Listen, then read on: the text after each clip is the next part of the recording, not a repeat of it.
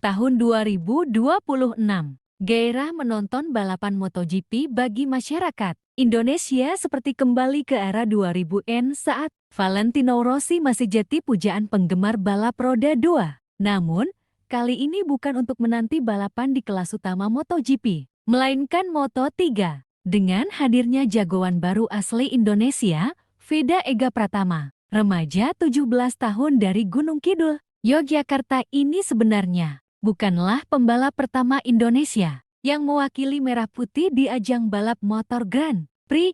Sudah ada para pendahulunya, yakni Doni Tata, Rafid Topan, Dimas Eki Pratama, Andi Gilang, hingga Mario Aji yang saat ini masih membalap di kelas Moto2.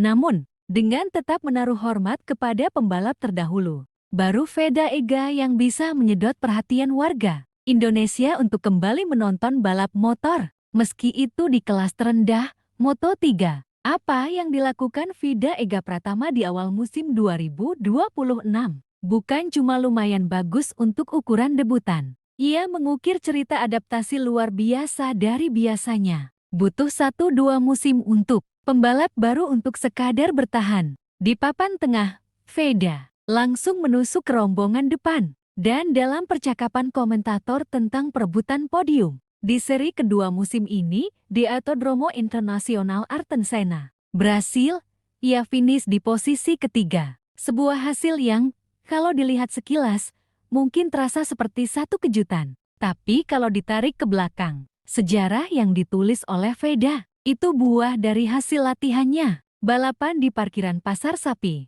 Gunung Kidul sejak usianya 5 tahun. Dalam sejarah panjang pembalap Indonesia di Grand Prix, pencapaian Veda Ega adalah pendobrak. Indonesia, kalian memiliki bintang, kata komentator MotoGP saat Veda mencatat sejarah sebagai pembalap Indonesia pertama yang berhasil naik podium Grand Prix. Satu Indonesia bangga. Media sosial dan media massa ramai dengan remaja 17 tahun ini, sang pencetak sejarah bagi Indonesia di dunia balap. Namun, itu tidak berhenti di Brasil. Veda bukan tipe pembalap yang naik sekali lalu hilang. Ia start kelima di Buriram pada debutnya di Moto3 dan finish di urutan yang sama. Ini pencapaian yang sudah sangat bagus bagi seorang pembalap pemula di Moto3. Lalu Veda konsisten 2 kali start dari posisi keempat pada GP Brasil dan Amerika. Sederhananya dalam bahasa balap, Veda cukup cepat. Adaptasinya dengan motor Honda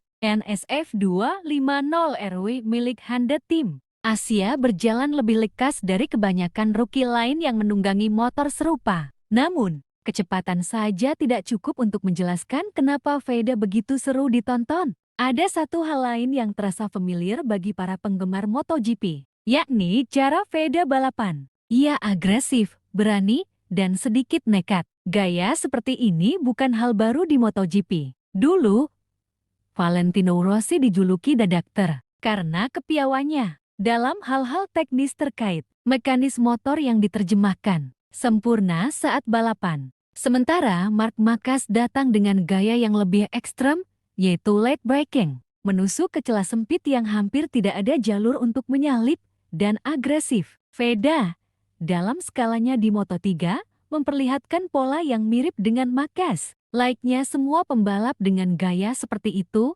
risikonya juga serupa. Di Asten, saat berada di grup depan, Veda mengalami high side keras, sama seperti kebanyakan jenis kecelakaan yang dialami idolanya, Marc Marquez. Veda tanpa poin di balapan ketiganya di Moto3.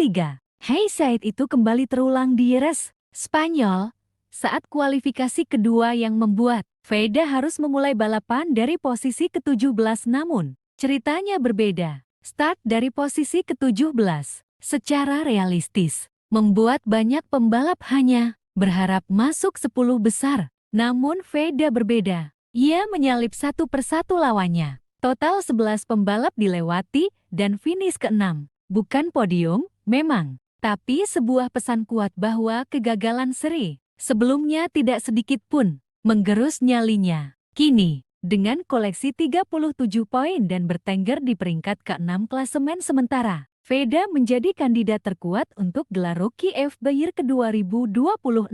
Pada usia yang baru 17 tahun, ruang kembangnya masih sangat luas. Veda bukan lagi partisipan yang meramaikan grid, tapi pembalap yang mulai diperhitungkan oleh tim-tim elit Eropa. Seri balapan baru 4 kali digelar. Musim masih panjang, dengan jadwal balapan yang akan segera memasuki sirkuit-sirkuit klasik Eropa seperti Le Mans dan Mugello. Konsistensi Veda dalam meraih poin akan menjadi penentu posisinya nanti. Dan itulah alasan mengapa saat ini menunggu balapan MotoGP kembali menyenangkan lagi.